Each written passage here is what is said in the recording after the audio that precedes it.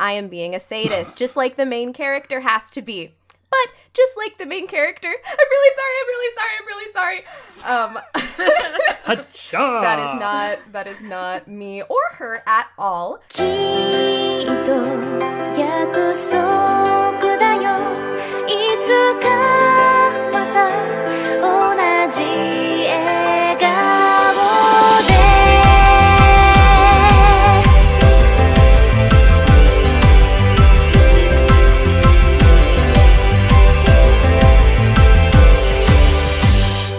Hello, ladies and gentlemen, boys and girls, welcome to Any Chat Box episode 43. It is I, Craigus von Maximist the Third, twice removed. I'm your host today. Thank you for tuning in. With me, as always, we have the squad, the lovely producer Cass over there. Hello. We have the gentleman and the gentleman of the crew, John. Hello. And we have the cinnamon roll, Cammy. What's up, Annie babes and Annie bros? Extra emphasis on the sin. I'm in. Oh, I'm that one. Okay. And why is it that she's a cinnamon roll? Well, you can ask via our social media, twitter.com/theanychatbox, with the ability of 280 characters. Some are abusing this power to detrimental effects. You can also inquire in longer form via email, anychatmail@gmail.com. You can also find us on various podcast services around the globe, such as iTunes, Google Play, Stitcher, TuneIn, and SoundCloud. You have options, guys, for our docile tones of our voices to reach your delicate eardrums. And if you find it within your Kingdom Hearts of Hearts, you can hit us up on Patreon. Patreon.com/AnyChatBox. Guys, we did a seasonal Splash Tank last episode. Today we're going to continue on the hype train for Splash Tank number 2. If you missed last week's episode and you don't know what we reviewed or sank or swam, go back and listen to it. But if you're diving in because you didn't care about the last week's episodes, just a friendly reminder for you all at home. Basically, these episodes are going to be focused on the impressions, and we're not going to do any reviews going forward each season. So next season, winter 2018, we'll just have dedicated long-form impressions. That way we don't have to feel as though we're rushing the pace of the episode. With that being said, ladies and gentlemen, I'm going to go first. First up here is Garo Vanishing Line. Okay, so Garo Vanishing Line. The studio is Mappa. Guys, what they've done is Punchline and Zonkyo no Terror, aka Terror in Resonance. Cass likes that show. Yeah, I do.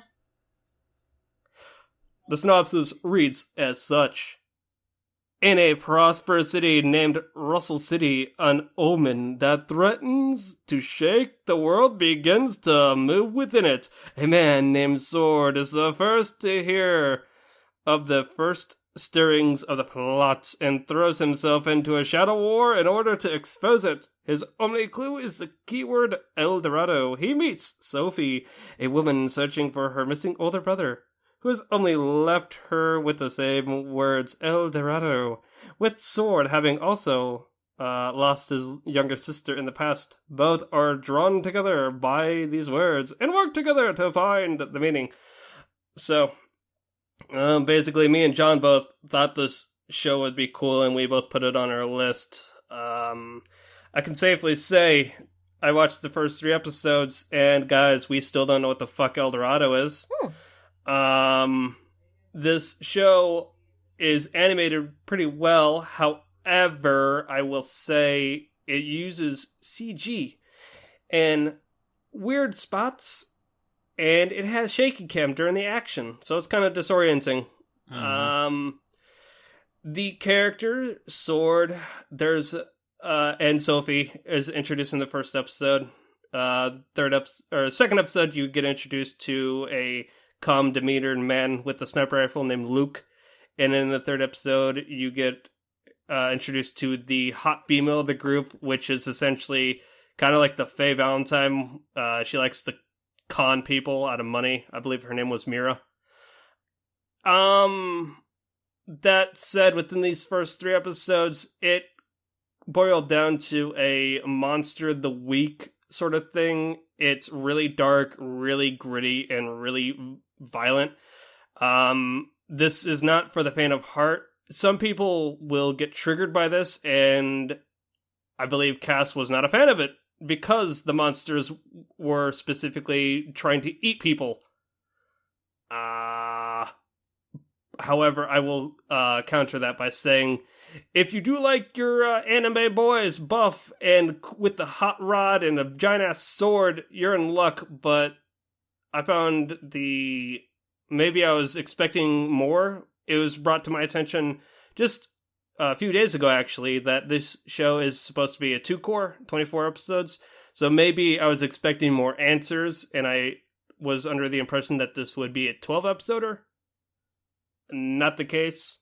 And while it's cool to have an episodic thing, I find the characters to be kind of one note, and there really is no drive, as it were. I mean, the only thing it's got going for it is a cool bike and the ability for the main guy's sword to turn into a beast man. So, obviously, if you have not gathered, this show sinks. Mostly because I'm not really feeling it myself, and I don't think any of y'all would care to stick with it. Okay, fair enough. Well, there we go. That's what I got. Well, is there anything that somebody who would like something like... Well, I guess, is there anything that's salvageable about this? For another audience, perhaps? I mean, I guess the only thing, like I said, the only thing that's really salvageable is, like, it's animated by Mappa, and while the shaky cam is weird and they use CG in odd spots, it is pretty cool to see a guy on a motorcycle with a giant sword, like, hack away at demons. And I guess if you want to see cool action and set pieces like that, that's really what you're going to get, but the premise of the episodic formula with it is, a demon will coax a downtrodden individual X with, like, you know, the sweet apple, and then they'll trick them and turn them into a demon in the process, and Sword's got to go in and kill them. So, I mean, it is what it is. I mean, I don't know. Like, it's weird because I watch formulaic, episodic Monster of the Week stuff with, like, Super Sentai and stuff like that. And maybe the change of pace and the brighter tone was cooler with those shows. Maybe that's why I enjoy those a little bit more. But this is just, like, characters, they're not leaving much of an impression on me. So I do know that I watched the first episode, and I was very nope when there was a trigger warning. Very figurative, about to happen rapes murder scene within the first 5 minutes. yeah, where a boob monster tries to eat a woman. It's the one with the boob monster. Okay, yeah, that's Yeah. what I've heard about this show so far. Yeah, it's weird. A lot of the demons try to eat women, and I'm like, why? I know, none of the women can defend themselves because they're worthless without their big, bulky male counterpart. And it's been described as, like, this is a very, the anime is of a different time, where it's like, oh, the guys are buff, and the women are the damsels in distress, and all that sort of shit. While I do like the design of Sophie, the girl that's introduced in episode 1, we hardly see any of her in the next 3 episodes. We don't know what the Eldorado is. Again, there's more to be seen, but I don't know. I didn't really care. So male power fantasy, the anime. Yeah, essentially. Nice. Okay. Works for me. Yep. Who's next on the chopping block here? According to the episode guide, it's me. So it's you, Dio. Sorry. Before we Jonathan continue, also. Sorry. Oh no, I was just gonna say before we continue, I do want to make it clear that we will continue to do reviews on future episodes.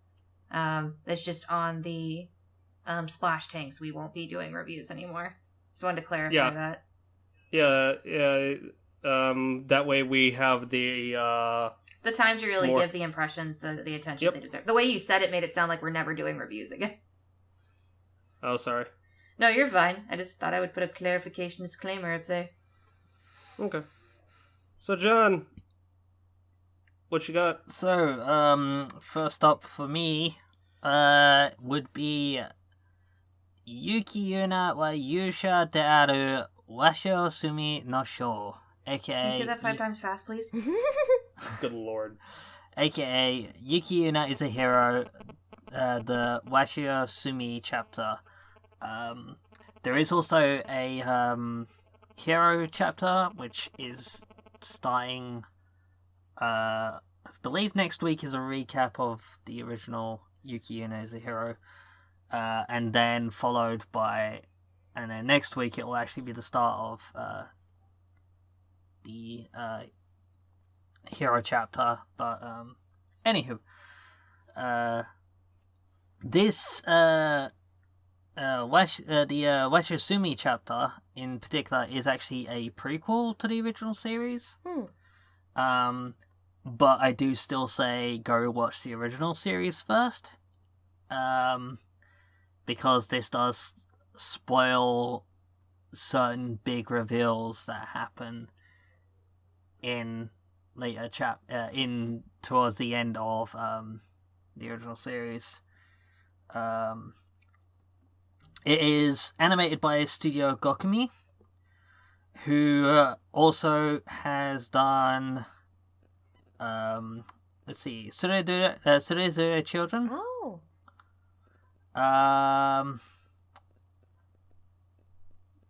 Oda Nobunaga no Yabo, or the, I can't remember what that translated to as, and Koe de Oshigoto, the animation. Oh, that's a classic. Right there. Mm-hmm. I like that. For the most refined of taste. Let's see. So the synopsis goes: in the year 298 from the era of the gods, elementary school girls Sumi Washio, Sonoko Nogi, and Gin Manoa are tasked with an important mission. They are to become heroes and fight Vertex, a mysterious enemy that is attacking Shinju-sama, the god tree that protects Shikoku, the only area in the world that is still habitable. What they don't know is that this fight will cost them more than they could ever imagined. So yeah, that sounds like Madoka Magica. This series does I had to watch all of the original Yuki Yuna as a hero before I started this, because I never got around to watching it before, and kind of went in blind, and I was like, this is giving me Madoka vibes. And I started eyeing a particular character, thinking that certain things would happen to this particular character, and they didn't, thankfully. The Madoka vibes was coming from somewhere else, and very justified. So yeah, this is a 6 episodes long series, so I've now watched half of it for this Splash Tank episode, and it's it is much like the start of the original series, only you have that lingering dread of, I know what's coming, and you're just like waiting for the shoe to drop, and I've got a feeling that the shoe is going to drop next episode. So I cannot confirm or deny if it's happened yet. Or I cannot confirm when it's going to happen because it hasn't actually happened yet, rather. Isn't it funny if the next episode is like, troll, you thought that things were going to be terrible, but we're going to have a tea party for the next 3 episodes. But anywho, I've been really enjoying it. Episode 3 is a random gag episode though, which kind of threw me. Mm-hmm. But at the same time, those gags kept me laughing throughout the entire thing. So yeah, I'm gonna give this a swim, partly because of how invested I am in the original, and I think you should also take that as hope that the Yuusha, the hero chapter coming up, because I'm kind of lumping them in together since the hero chapter is going to start, so we'll just lump them together. That sounds good. But yeah. So this is also kind of like swimming the original Yuki Yuna series, which I do still say if you're going to watch this series of Yuki Yuna, even though this one is a prequel, you should still watch the original Yuki Yuna as a hero before starting on this. Not gonna say why, because spoilers, but yeah. Okay. I have a question. For Craig, did we ever say what Garo Vanishing Ling sank into? Yes. No, we didn't, did we? It sinks into hell. Dang. Oh, okay. Just hell. Just hell. That's it. Not a specific ring of hell. Just hell. Yeah. It's in the beginning stages of hell. It hasn't found its place into the rings yet, so. Okay, perfect. Sorry, derailed you there, John. But yeah, that's great. I like swimming things. Swim. Yay. It's also a magical girl series, so yay. More magical So I'll girl. be all over that shit. Speaking of magic, you know what else has magic in it? Knights and Magic? Oh god, don't trigger me with that. That's not fair. I like to forget. I mean, I'm not wrong. I like to I'm forget not that I wrong. spent 6 hours of my life on that show. I called you magic. Whoa. Stone John. Have him stand there. We'll throw stones at him. Oh god. So this is Mahoutsukai no Yome, or the Ancient Magus's Bride. And this is a 24-episode series done by Wit Studio. They've done a couple little things you might know, like Kabaneri of the Iron Fortress and Attack on Titan. And the synopsis for it goes as such. Hattori Chise is only 16, but she has lost far more than most. With neither family nor hope, it seems all doors are closed to her. But a chance encounter began to turn the rusted wheels of fate. In her darkest hour, a mysterious Magus appears before Chise, offering a chance she couldn't turn down. This Magus, who seems closer to demon than human, will he bring her the light she desperately seeks or drown her in ever deeper shadows? I really like that one. Props to whoever wrote that mal description. It's very poetic. Man, it's like #deep. Yeah. And I have stated before in our initial, the bottle episode, as we could call it, where we opened up our impressions, I was so excited to get this for impressions, and I love the prequel OVAs. There are 3 prequel OVAs to this show that tell about Chise's earlier life before the main story actually happens, and they were very enjoyable. So I jumped into this show watching the first 3 episodes with Dearest Cassie and some of our other friends, and I think it's safe to say that we all are absolutely in love with this show. I think that everything about it is, at the very least, like, good. And a lot of it, I would say, is exceptionally well done. The music and mood of the show are well done. The art is beautiful. At times straying towards being more like still or static shots, but the designs are beautiful. And when it does decide, oh yeah, we're gonna move and be really dynamic, it is such. And the characters are really endearing. I want to find out so much more about this world. It's also nicely dark. There are things that I wasn't necessarily expecting in the tone that I get, and I am excited to see a lot more of it. I don't even know really how to expand on it, and maybe Cassie can help me out, but this show absolutely swims because it's fabulous, and if you are watching shows for the fall season, this is one that I would say has to be on your list to at least check out. Yes, definitely. It's beautiful, just like you. Aww. Also, I mean, you know who else is beautiful? Elias. Elias is pretty beautiful. Bone Daddy. Bone Daddy. Good old Elias Ainsworth. Yes. Elias. Elias. No, Craig! I will fucking murder you in your sleep.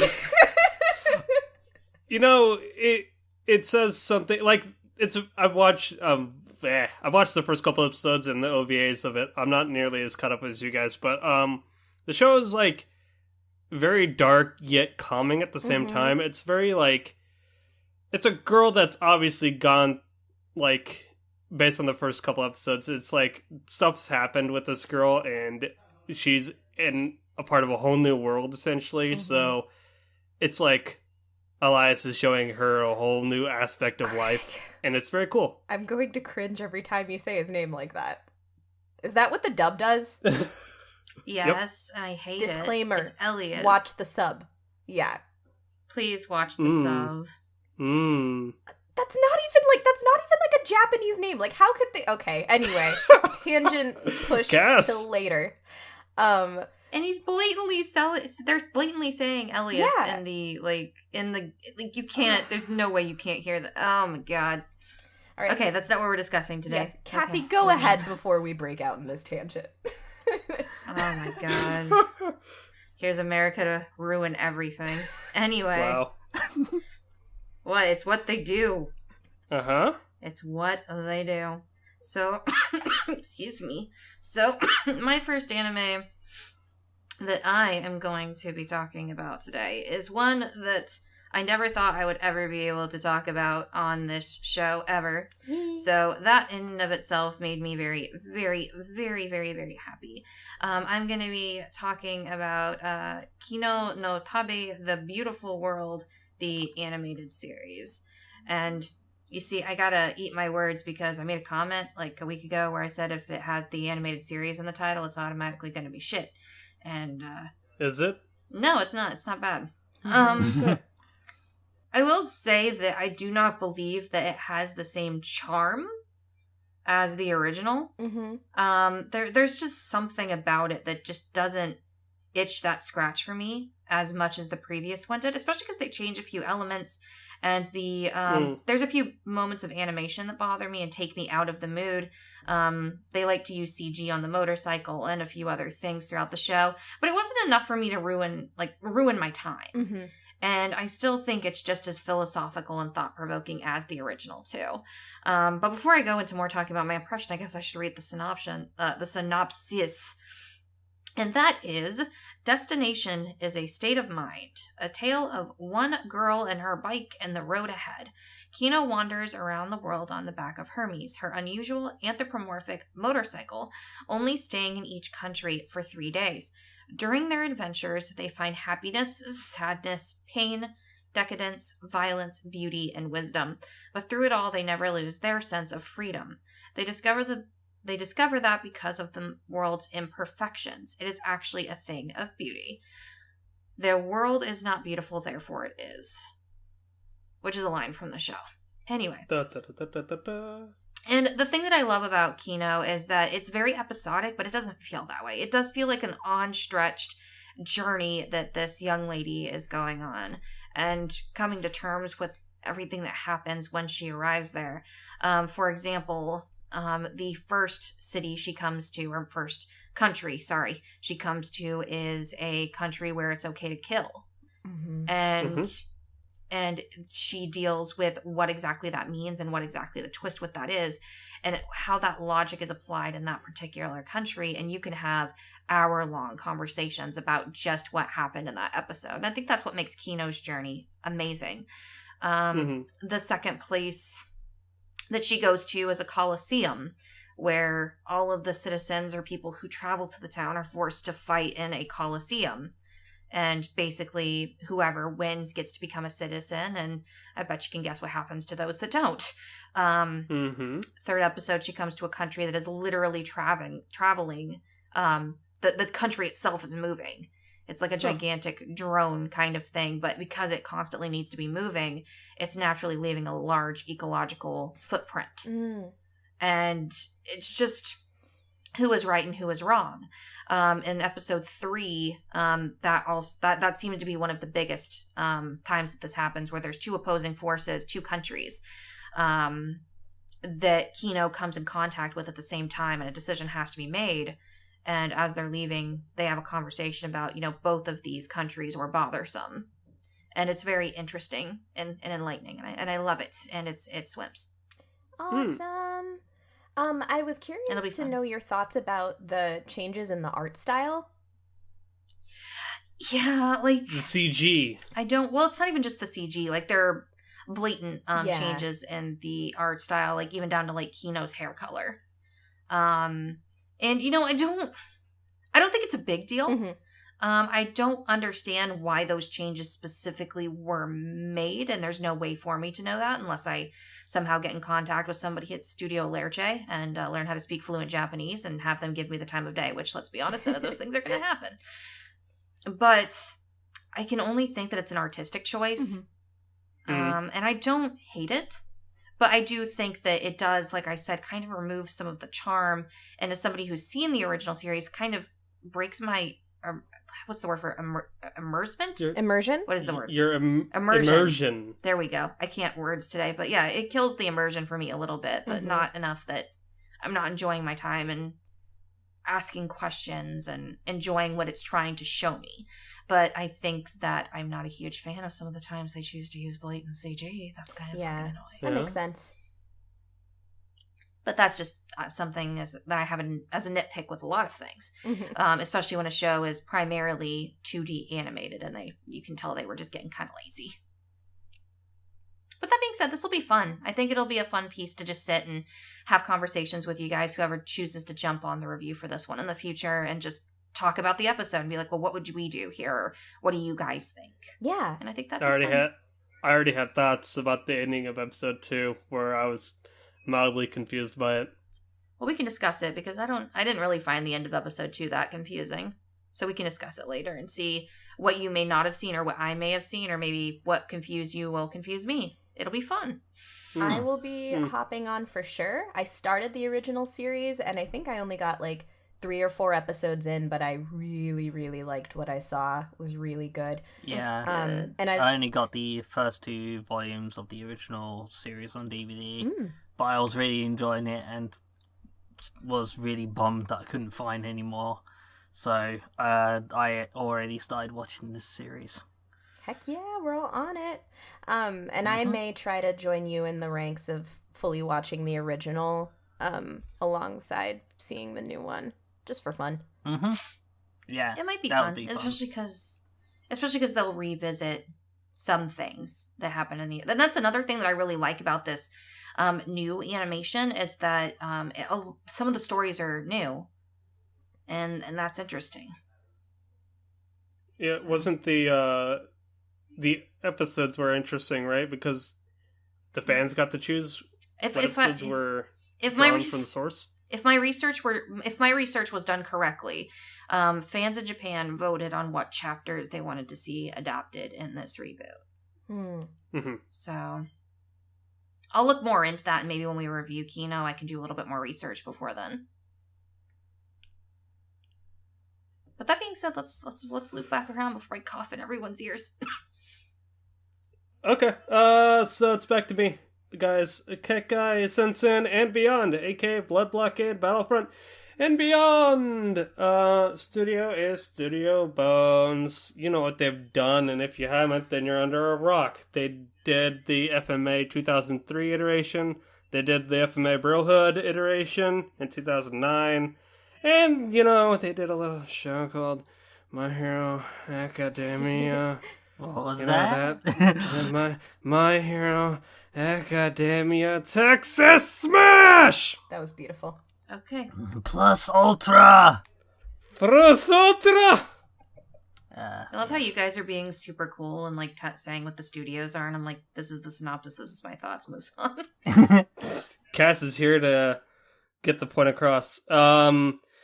So, the synopsis goes as such. Supersonic monkeys, vampires, talking fishmen, and all sorts of mannerisms of different supernatural monsters living alongside humans. This has been part of the daily life in Hail Salem's Lot, formerly known as New York City, for some time now, when a gateway between Earth and the beyond opened 3 years ago. New Yorkers and creatures from the other dimension alike were trapped in an impenetrable bubble and were forced to live together. Libra is a secret organization composed of eccentrics and superhumans alike, tasked with keeping order in the city and making sure that chaos does not spread to the rest of the world. Pursuing photography as a hobby, Leonardo Watch is living a normal life with his parents and sister, but when he obtains the all-seeing eyes of the gods at the expense of his sister's eyesight, he goes to Hell Salem's Lot in order to find answers about the mysterious powers he's received. He soon runs into Libra, and when Leo unexpectedly joins their ranks, he gets more than what he bargained for. Blockade follows Leo's misadventures in the strangest place on Earth with his equally strange comrades as the ordinary boy unwittingly sees his life take a turn for the extraordinary. So, season 1 was pretty cool. I like the show in the fact that there is a through line. However, the show is episodic. It is zany. It is entertaining. Season 1 had, how shall I say without really saying, I won't say the characters, but it had a Noragami Season 1-esque ending where it was not canonical. However, the start of this season is back to the episodic nature of it all. You get to see exposure of the Libra members in their own environment and what they do day to day. With their powers or without. It takes Leonardo in this season so far has taken kind of a back seat. He's just a part of the overall cast because season 1 focused a lot on him versus the ensemble of Libra as a whole. And I actually like that. It's cool to see him, but at the same time, we got enough exposure of him. Now we get to see Zap, how he uses his blood to pull a Beyond the Boundary-esque sort of thing where he uses his blood as a weapon. Their boss, Klaus, which is able to essentially destroy enemies with his bare fists. Mr. Stevens, who has ice powers. The list goes on. And it's just cool to see how they deal with, like, crime and corruption. This isn't really a spoiler, but in the first episode, Leo gets a day off from work, and he sends money to his folks and his sister out in the country, but he got a day off, and he treated himself. He treated himself to a makeshift, what they call a double X video game console parody of, like, the Xbox. So he's really into it. He gets a game, he's about to put it in, and then all of a sudden, a talking head just, like, gets thrown into his window by one of the Libra members, and the guy yells through the, like, on the street as being chased. He's like, all right, I need you to go take that head downtown to, like, the courthouse because terrorists are after him. And he's like, guy, Zap, I just had a day off. Why are you doing this to me? Misadventures. It's fun. it's very clean. The animation, obviously, bones, acting, both Japanese and English, have an all-star cast. Very clean. Music is fucking stellar. I will say the opening for season 2 is not nearly as good as season 1 because Bump a Chicken. I could gush on about this show, but at that point, you already know that it swims, baby. It swims. Yay! I've been just needing a reason to force myself to watch this show. And now I have it. Thank you, Craig. I will say, if like, it's interesting how, just experiencing the world and on a day-to-day situation in Hell Salem's Lot, and just lore building. It's kind of like seeing what happens and, what zany adventures Libra will get up to. Yes. John? Okay. So, my next series I'm talking about today is Kujira no Kora wa Sajou ni Utau. A.k.a. Children of the Whales. It is by a little-known studio of the name of JC Star. I hear they do a good job at animating food. Yep, responsible for Shokugeki no Soma. Is it wrong to pick up girls in a dungeon? Toradora, Shakugan no Shana, lots. They've been busy people. And yeah, so the synopsis goes: Chakra is the 14-year-old archivist. I think that's how you pronounce that. Archivist of the Mud Whale, a nigh-utopian island that floats across the surface of an endless sea of sand. 9 in 10 of the inhabitants of the Mud Whale have been blessed and cursed with the ability to use Saima, special powers that doom them to an early death. Chakra and his friends have stumbled across other islands, but they have never met, seen, or even heard of a human who wasn't from their own. One day, Chakra visits an island as large as the Mud Whale and meets a girl who will change his destiny. Dun dun dun! This series was one of them that was pretty hyped up at the start of the season. You don't say. Was it? And I it's almost as if, other people really, really wanted this one. I kind of accidentally stole it from Cassie this season. Why would you do that? Because Cassie needed to review Recovery of an MMO Junkie. Insert anime here. No, go on. Do proceed. If you fail it, then she will kill you. She will fly to your undisclosed location and kill you. I've been watching Stranger Things. I know how to make people disappear. Oh god. This series is just very pretty, really gorgeously animated. It looks like pencil work at times.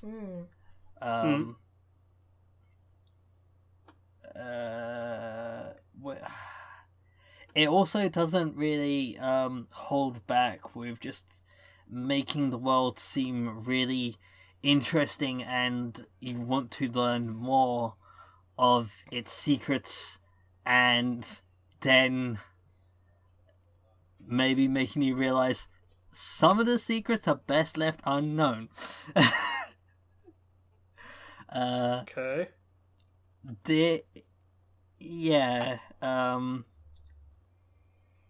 There is a very dark side. How to put it? It gets dark quickly. It gets pretty heavy pretty quickly. And, yeah, I had to watch the first 3 episodes, and I finished the 3rd episode right before we started recording today, and my heart still aches. Aww. Does it? Yeah, and But how pretty is it? it is very pretty, and the music is gorgeous. The effects that appear on the characters when they use their powers just is stunning to look at, and just it's super intriguing, and I want to know more, and I'm hooked. Ooh. So this swims safely on the sea of sand that it floats on. Nice. Right on. And I say that 100% of my own will. I am not. I do not have Cassie behind me with a gun to my head. Get out now. But yeah, no. Yeah, Cammy's turn now. So Yep, Cammy. Okay. Oh, you're right. I thought it was my turn. It's Cammy's. You see, I just secretly have always wanted to be Cammy. Aw. Well, let me... So there we go. Let's start this off right, shall we? Okay, let's see. 1, 2, Are you going to 3. talk down to me? Smile! Sweet! Shista! Sadistic! Surprise! Service! Sasageo! Okay. So, this is Blend S that we are talking about. And... I'm going to be really sad. I'm going to be really sad if you don't become a sadist for at least 2 minutes. Oh, okay. I'll try. I'll try. Right, that was the bit that you wanted. So, get into character. So for all of you pigs that are out there listening to our podcast, which damn straight you should be, this show, Blend S, is going to be 12 episodes, currently airing. It's done by A1 Pictures. They've done a couple of good things, I guess, like, let's see, Your Lie in April, which is wonderful because it stabs you in the heart like you deserve. And they've also done Sword Art Online, which, you know, if you have your shitty garbage taste, yeah, I understand why you like it. And a whole bunch of other stuff. So, the synopsis for this goes as such. Sakura Nomiya Maika is, by nature, a person with bad luck who always gets into trouble, but knows Dino, who manages a cafe. However, it is not any cafe, as their waitresses have to act according to their attributes. And if you can't tell what attribute I am putting on right now, what are you, stupid? I am being a sadist, just like the main character has to be. But just like the main character, I'm really sorry. That is not me or her at all.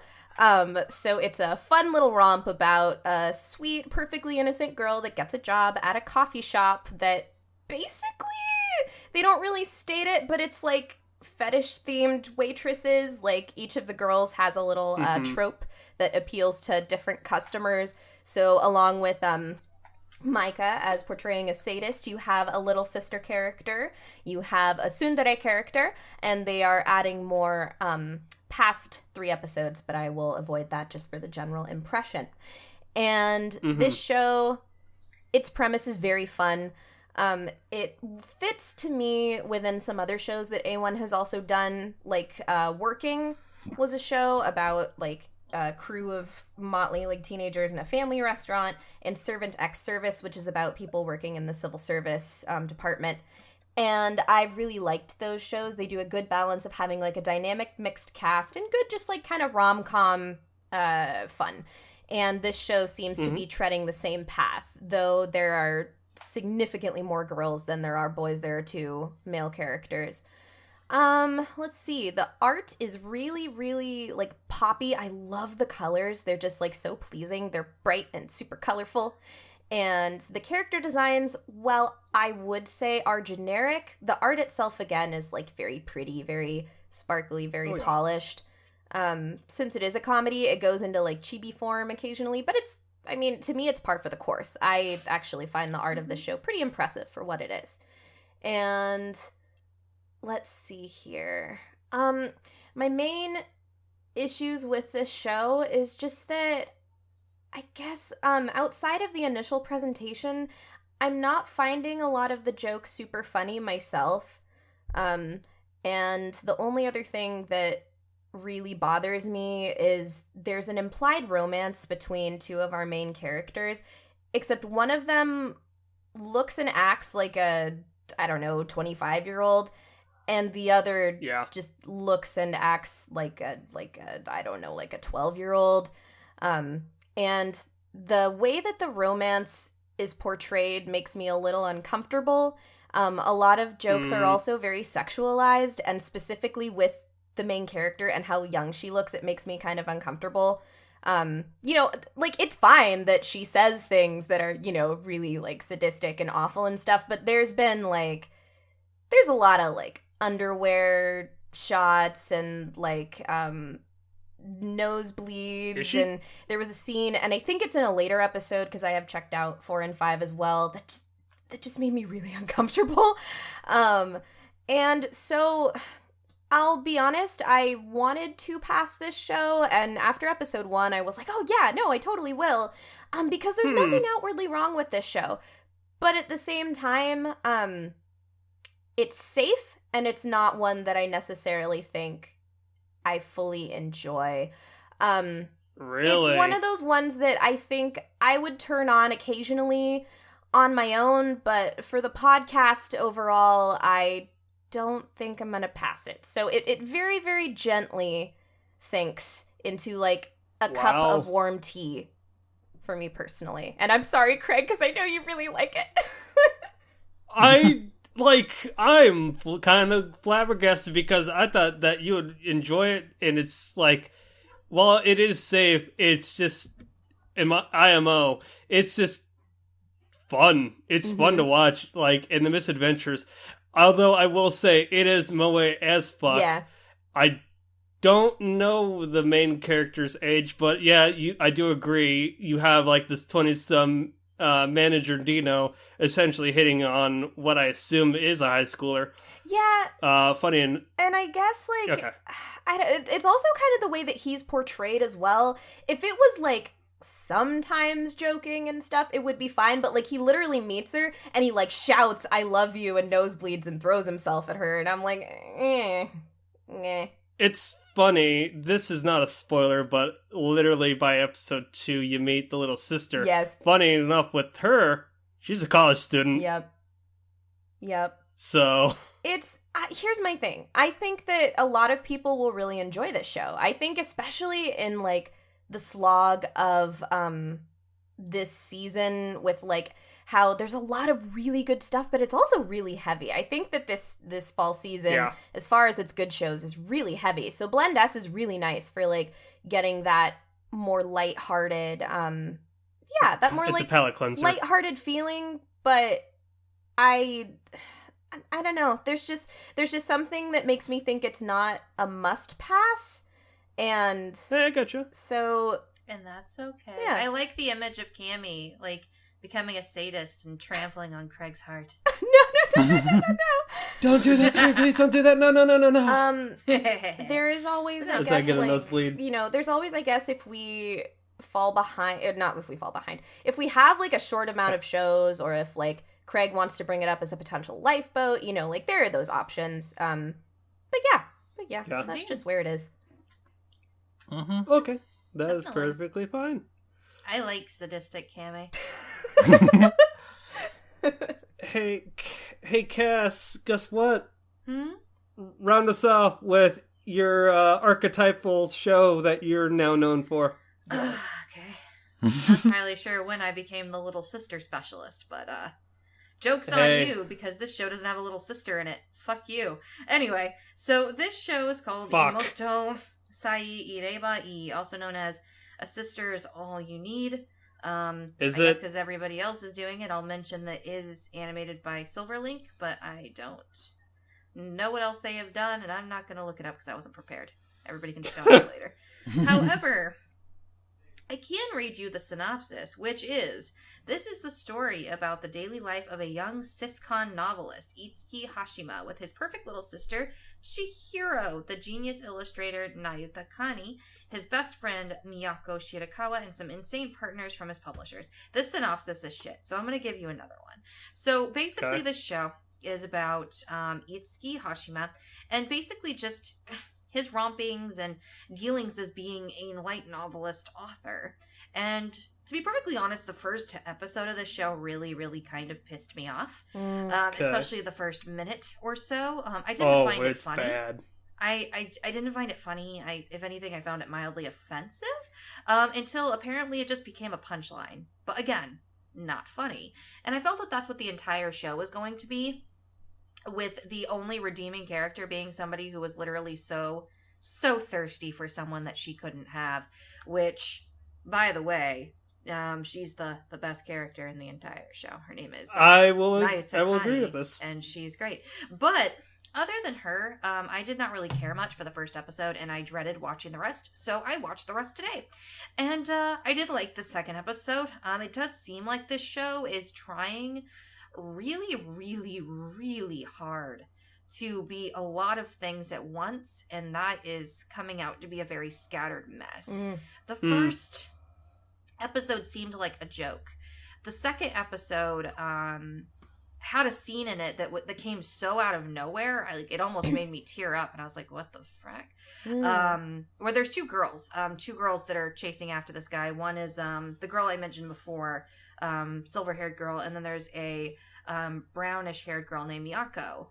And they both seem to have feelings for the main character, but after they initially meet, silver-haired girl Nayuta basically goes up to her and says, do you like him? And she says, no, not really. And she's like, well, I'd love him because he saved me. And it has all of these flashbacks to her being bullied in school, and the words die written all over her desk, and people bullying her and shoving her down the stairs and stuff like that. She was heavily bullied, and it's very implied that the main character helped her get through this.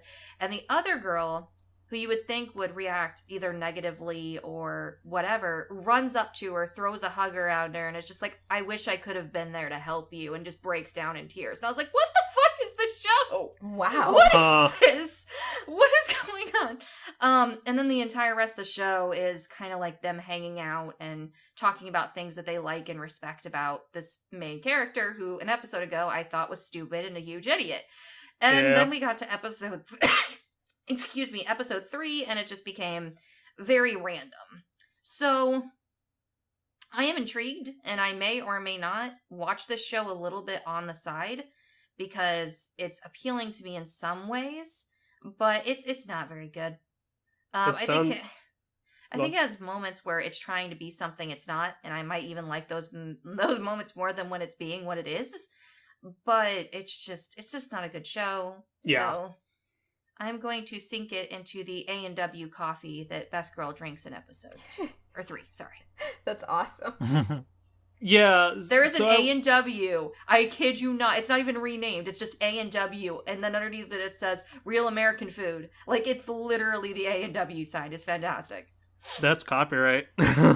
They probably got permission. Yeah, fair.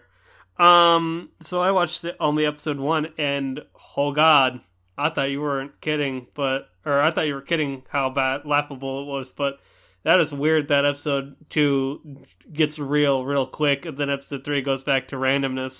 The pace, that, direction, or the writing direction, seems like it's kind of going all over the place. Yeah, and there's just, the whole, the whole thing also is that this isn't technically a little sister show, because the guy who's writing the light novels about little sisters does not have a little sister himself. He has a little brother, right, who looks weirdly effeminate. I thought it was a girl at first. I was like, what? But there's nothing even weird there for the most part. There's a moment, I think, in the last episode, the third episode, where the little brother, whose name I'm forgetting, all of these characters' names are super forgetful, other than Nayuta, which is best girl. GG. But the little brother comes over and thanks his older brother, and says, you should come home sometime, and we really miss you, and I'm excited because you got me a souvenir. And then he blushes a little bit, but it's more like, I'm embarrassed because you're complimenting me kind of thing. So they're not even really pushing a romance between him and the little brother to make it weird and awkward like all the other little sister shows do. if anything, it seems like it's more pushing that he may actually have romantic feelings for silver-haired girl who has a crush on him in the first place. But again, that's never really explored. It doesn't make any sense. He turned her down, and she continues to thirst after his D, literally. Oh, she thirsts after it hard. To be blunt, there were lovely sentences such as, "I wish I could just have your dick for dessert." Yep. I want to have sex with you. Can we please? Like, stuff like that. Like, she's very blunt about what she wants, which, I mean, I can admire that, but it's the funniest part of the show, and it's not really that funny. Yeah, it eventually is just like, damn. She really wants the D. Yeah. Okay, then. So... with that being said, let's do a tally of what we got that sink and swim. So for me, we have Garo, which sank, Blood Blockade, Battlefront, and Beyond, which swam. John, Yuki, Yuna, Washio, Sumi chapter swam, as well as Children of Wales, which swam. Cammy, you swam Ancient Magus Bride, and you sank Blend S. And Cass, you swam Kino's Journey, The Beautiful World, the animation, and you sank A Sister Is All You Need. Beautifully said. You know what's all you need? You all need a hug. But you're sick. That Craig will supply to you in my stead. Okay. So 3 sinks and 5 swims. This episode. Hacha! But next episode we'll be doing our final splash tank of the season, and we'll go over all of the things we passed and failed. Yep, essentially. So we'll know exactly what we're going to be doing reviews of after we get through the summer anime, which we're actually getting pretty close to. So yep. Heck yeah. It'll be fun. Yeah. Good job, everyone. You did good. Yay! We did it. Another one in the books. That being said, I'm tired. I'm going to bed. Bye. Alright. Okay. With that said, thank you, ladies and gentlemen, for sticking with us for Any Chatbox episode 43. Again, I've been your host, Craig Espon Maximus III. Thank you to everyone that is here, and until next time, peace out. Never stop. Oyasumi, you mongrels. Never stop by again, you scum. I fucking hate you, you piece of shit. Can I splash ketchup on one of your guys' faces? No. Stop. Oyasumi. Alright, go away, everyone.